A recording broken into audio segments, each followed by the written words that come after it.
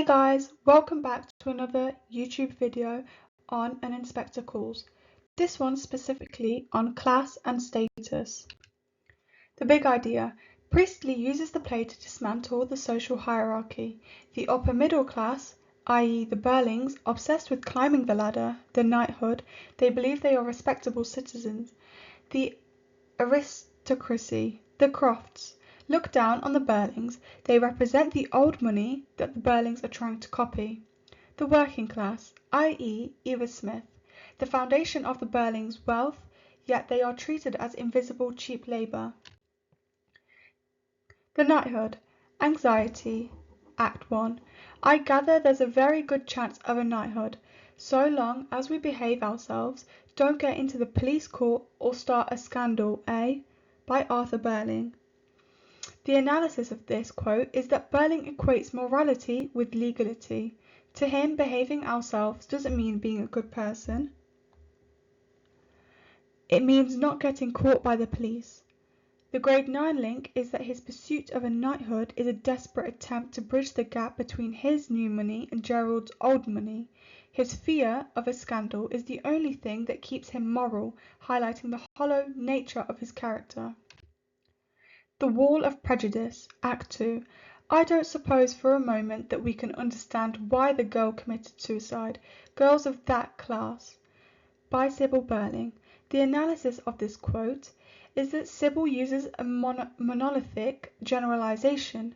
By grouping all working class women together, she denies Eva her individuality. Grade 9 link is that the phrase of that class acts as a verbal barrier. It shows Sybil's belief that the poor have different emotions and standards than the rich. This myopic worldview is what allows her to kill her own grandchild without a second thought. The fine silk veneer, Act 1 and Act 3. Lady Croft feels you might have done better for yourself socially.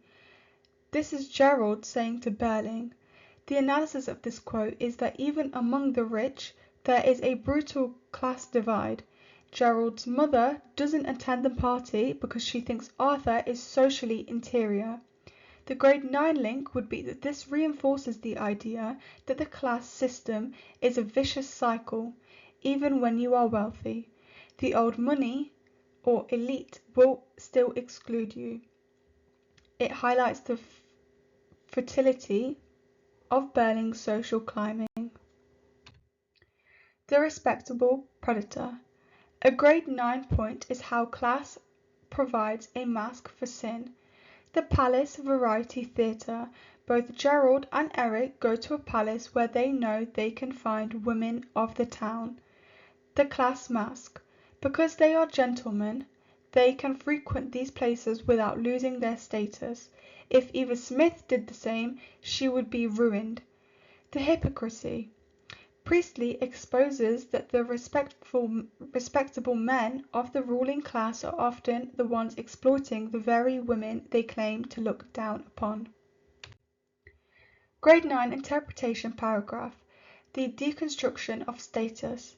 Priestley utilizes the microcosm of the Birling household to expose the moral decay inherent without the Edwardian social hierarchy. Class is presented not as a natural order, but as a structural shield that allows the Birlings to commit sacrilegious acts of exploitation under the guise of respectability. While Arthur Birling views his potential knighthood as a validation of his hard-headed success, the inspector strips away this vanity, revealing that Birling's wealth is built upon the systemic dehumanization of the working class. Sybil Birling's dismissive rhetoric regarding girls of that class further illustrates the dangerous disconnect between the elite and the proletariat. Ultimately, through the cyclical structure of the play, Priestley argues that a society obsessed with status and reputation, is destined for a moral and literal collapse, as the walls built by class cannot withstand the collective reality of human suffering. Synthesis: the Titanic metaphor. To wrap up your class analysis, always link back to the Titanic, the ship, divided by class, first class at the top, third class at the bottom. The reality: when the iceberg, the inspector, hits, the ship sinks for everyone. The message: Priestley is telling the 1945 audience that class is an illusion.